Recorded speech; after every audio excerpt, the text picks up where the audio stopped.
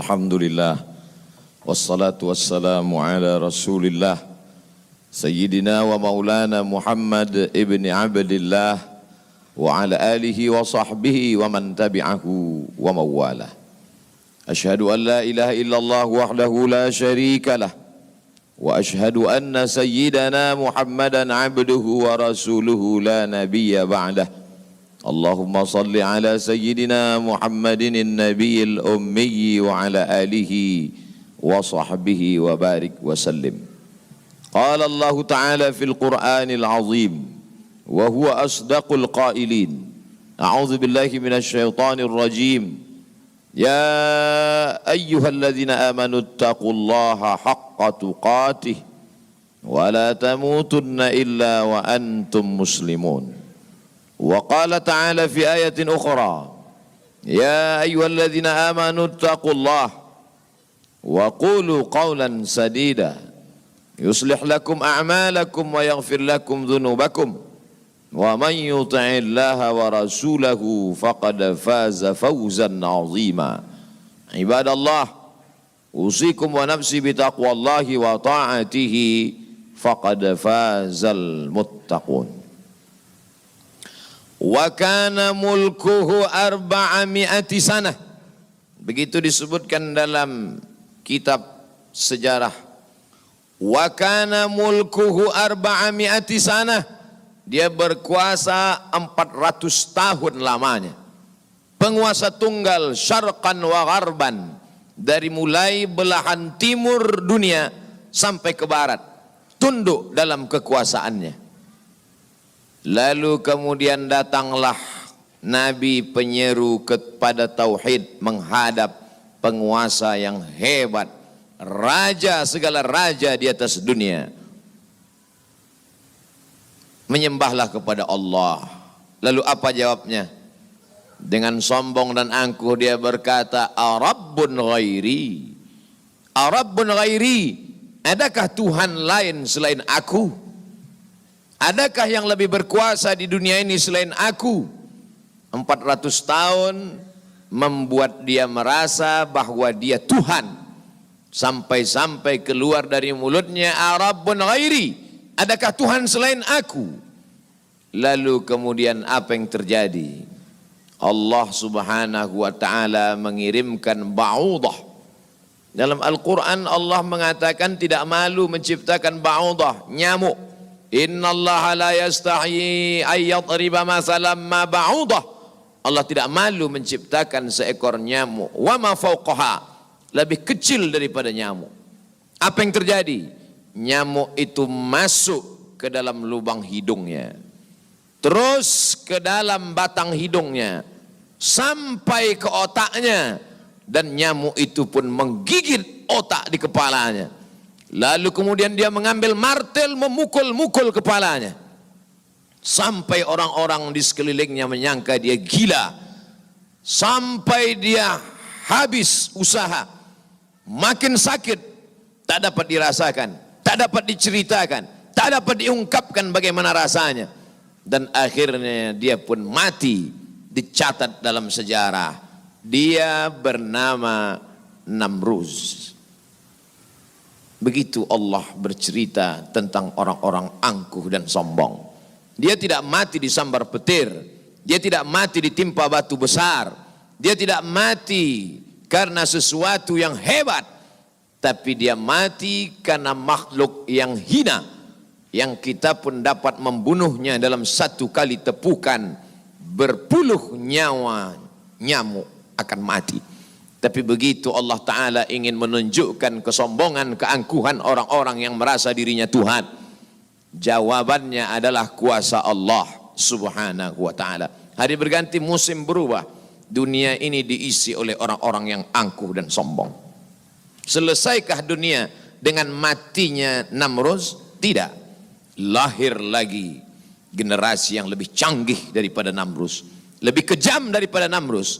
Apa yang dia lakukan? Yudzabbihuna abna'ahum wa yastahyuna nisa'ahum. Lebih sadis daripada Namruz. Anak laki-laki disembelih hidup-hidup, anak perempuan dibiarkan karena tidak melawan. Anak laki-laki yang dia nampak dalam mimpinya akan menarik mahkota kekuasaannya. Anak perempuan dibiarkan melahirkan. Sampai pada akhirnya ketika dia berkata dengan lantang, kalimat berbeda, substansi makna yang sama. Ana rabbukumul a'la. Ana, aku, rabbukum, Tuhan kamu, a'la, yang paling tinggi. Ternyata kekuasaan boleh bisa merubah makhluk merasa menjadi khalik. Orang kalau sudah terlalu lama berkuasa, melihat manusia tertunduk-tunduk ketakutan, maka berubah dalam dirinya, berkata, kaulah yang paling berkuasa, engkau adalah Tuhan. Itu pernah terjadi pada Namruz dan menular kepada Parau. Al-Quran menyebut dia Fir'aun. Ana, aku, Rabbukumul a'la, Tuhan kamu yang paling tinggi. Bagaimana cara Allah mematikan Fir'aun? Diceritakan dalam Al-Quran. Falamma adrakahul gharaqu, ketika dia tenggelam di tengah laut merah, masuk air itu ke dalam tenggorokannya dan masuk ke dalam lehernya, terus ke dalam dan masuk ke dalam paru-parunya. Sebodoh-bodoh anak kecil tidak akan ada air masuk ke dalam paru-parunya. Anak kecil yang belajar minum, kalau sampai air masuk ke dalam saluran nafasnya, dia pasti akan tersedak. Tersedak adalah kuasa Allah. Kenapa? Karena ada saluran nafas, ada saluran minum. Udara tidak akan mungkin diisi air, karena kalau sampai air masuk ke saluran udara, maka hancurlah paru-paru. Allah ciptakan satu kuasa bernama tersedak. Tersedak adalah kuasa yang paling ringan. Anak kecil yang tak ada daya upaya pun pasti akan tersedak. Tapi Allah ingin menunjukkan kepada Fir'aun, jangankan untuk menggenggam dunia, jangankan untuk membunuh Musa, jangankan untuk mengejar Bani Israel, untuk tersedak pun kau tak kuasa, wahai Fir'aun. Apa yang terjadi? Fir'aun mati. Kenapa Allah mematikan Fir'aun dengan air? Kenapa tidak dengan batu? Kenapa tidak dengan petir yang menggelegar? Mengapa dengan air? Karena dulu bayi yang tak berdaya itu dihanyutkan ke tengah air. Wa auhayna ila ummi Musa, kami wahyukan, kami ilhamkan, kami bisikkan ke hati ibu Musa, an ardi'ihi, susukan anakmu. Fa in khifti alaihi, kalau kau takut anakmu ini akan disembelih Fir'aun, fa alqihi fil yammi, hanyutkan dia ke sungai. La takhafi, jangan kau takut, wala tahzani, jangan kau sedih, inna radduhu ilaiki, kami akan mengembalikannya kepada engkau sesuai dengan cerita yang kami kehendaki. Waja'iluhu minal mursalin, dan kami akan menjadikan dia salah satu daripada rasul yang kami pilih. 5 di antara rasul itu, salah satunya adalah Musa alaihi salam. Musa, bayi yang tak berdaya, dicampakkan ke laut, dicampakkan ke sungai Nil, selamat. Bayi yang tak dapat berenang, bayi yang tak ada kuasa, bayi yang tak ada daya upaya, selamat di atas air. Tapi penguasa, raja di atas raja, segalanya bukti-bukti kuasanya sampai hari ini menjadi bukti. Satu di antara 7 keajaiban dunia adalah piramid yang dibangun oleh Fir'aun. Tapi ternyata air yang dulu menyelamatkan bayi Musa, air yang sama menenggelamkan Fir'aun yang amat sangat berkuasa. Sekali lagi Allah ingin bercerita kepada manusia bahwa mudah bagi Allah melenyapkan makhluk-makhluk yang sombong, yang merasa diri gagah perkasa. Manusia yang terkena penyakit amnesia, terlupa bahwa dia hanyalah makhluk, paru-parunya ciptaan Allah, udaranya titipan Allah, hembusan nafasnya dan tarikannya semua atas kuasa Allah. Mestinya dia berkata, la haula wa la quwata illa billah. Berakhir episode Fir'aun. Selesaikah dunia? Tidak. Muncul lagi mereka yang sombong-sombong. Macam-macam nama sejarah mencatat. Abu Lahab dengan bangganya berkata, sebelum Abu Lahab datang, datang lagi seorang pria perkasa dengan tentara bergajahnya bernama Abrahah. Dia ingin memindahkan Ka'bah karena baginya bisnis di Makkah harus dialihkan. Nun jauh di Yaman berseberangan dengan Laut Merah menyeberang ke Afrika. Maka ini Ka'bah harus dihancurkan.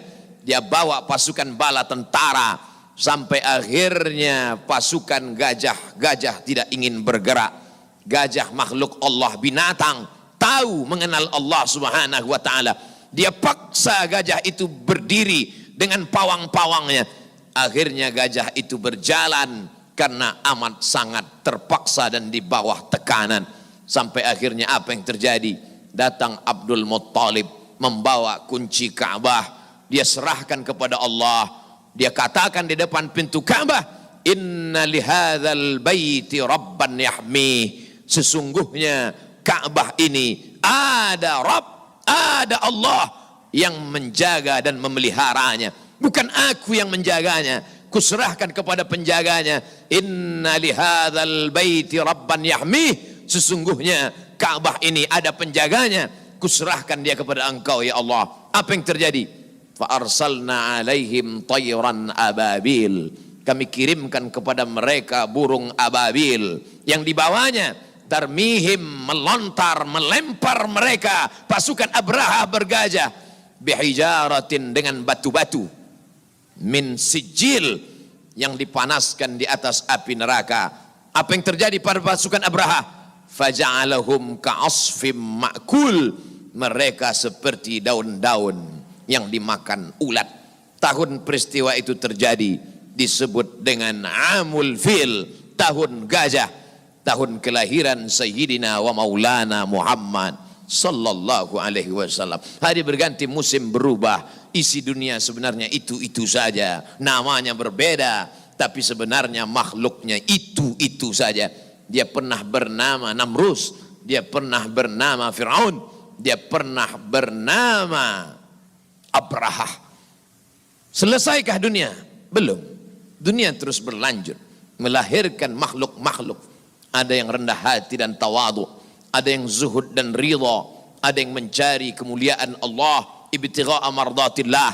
Tapi ada yang dititipkan harta dan kuasa.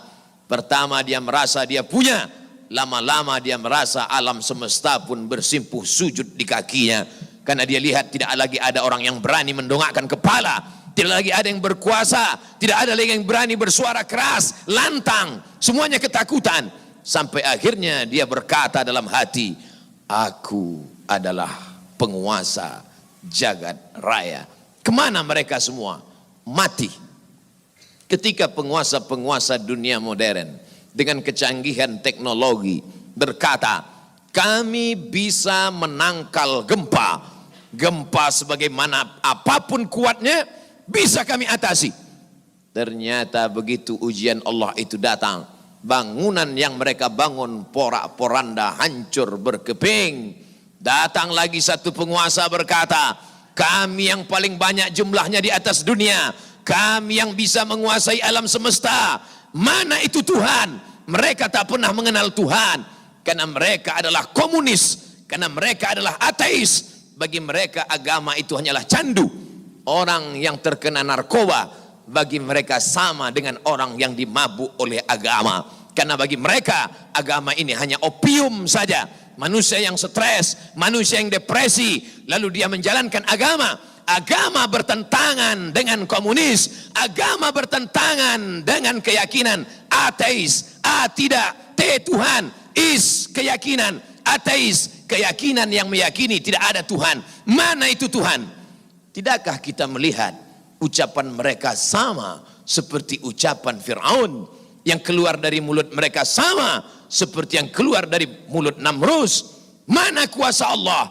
Allah mengirimkan bakteri-bakteri kecil, kuasa itu pun roboh, hancur berkeping. Barakallahu li wa lakum fil Qur'anil azim. Wa nafa'ani wa iyyakum bima fihi minal ayati wa dzikril hakim. Wa taqabbala minni wa minkum tilawatahu. Innahu huwal ghafurur rahim. اللهم صل على سيدنا محمد وعلى آل سيدنا محمد.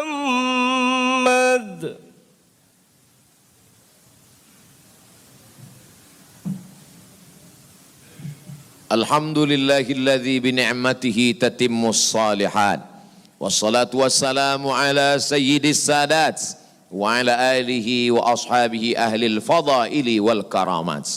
أشهد أن لا إله إلا الله وحده لا شريك له وأشهد أن سيدنا محمدا عبده ورسوله وصفيه من خلقه وخليله أدى الأمانة وبلغ الرسالة ونصح للأمة وتركنا على المحجة البيضاء ليلها كنهارها لا يزيغ عنها إلا هالك. قال الله تعالى في القرآن العظيم وهو أصدق القائلين: أعوذ بالله من الشيطان الرجيم، بسم الله الرحمن الرحيم، والعصر إن الإنسان لفي خسر إلا الذين آمنوا وعملوا الصالحات وتواصوا بالحق وتواصوا بالصبر. وقال تعالى في آية أخرى: إن الله وملائكته يصلون على النبي يا أيها الذين آمنوا صلوا عليه وسلموا تسليما. اللهم اغفر للمسلمين والمسلمات والمؤمنين والمؤمنات الأحياء منهم والأموات برحمتك يا أرحم الراحمين.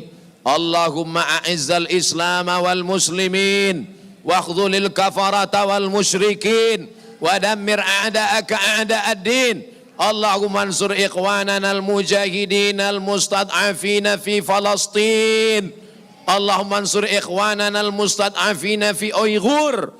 اللهم انصر إخواننا المجاهدين المستضعفين في كل مكان من مشارق الأرض إلى مغاربها.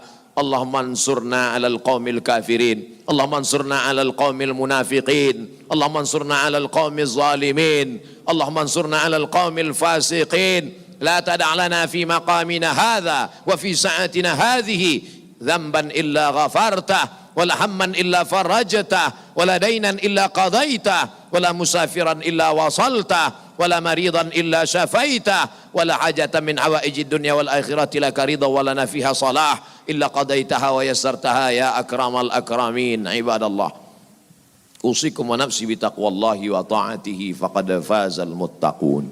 إن الله يأمر بالعدل والإحسان وإيتاء ذي القربى وينهى عن الفحشاء والمنكر والبغي يعظكم لعلكم تذكرون. فاذكروا الله العظيم يذكركم واسألوه من فضله يعطيكم ولذكر الله أكبر والله يعلم ما تصنعون. أقم الصلاة.